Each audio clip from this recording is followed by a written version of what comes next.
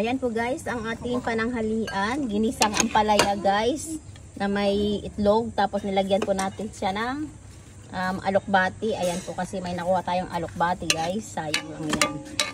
Isang masustansyang ano din yung alokbati na yan guys. Ayan po guys, ang ating lunch. Ayan.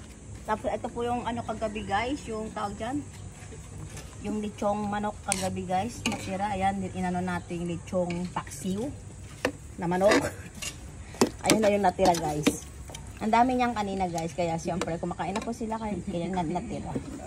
Ayan po guys ang ating ano.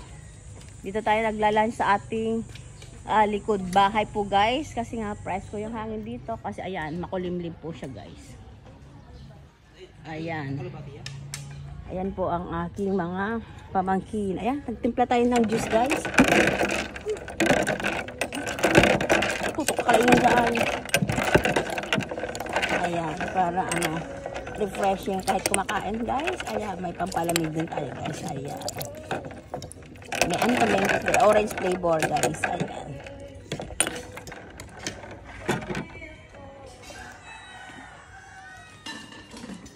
Ayan po ang ating ano guys, lunch. Ayan. Tapos brown rice po kami dalawa ng aking asawa. Ayan, black rice lang pala yan guys. Ayan ba no?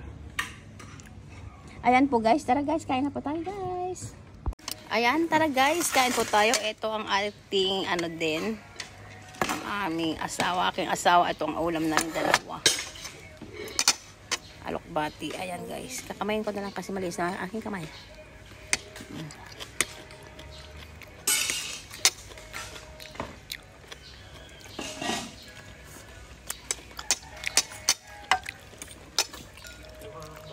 Tapos ano tayo guys, ano ito inano niya, hinalo yung red at saka ano, black rice. Yan po, pinaghalo po yung black at saka red rice po guys.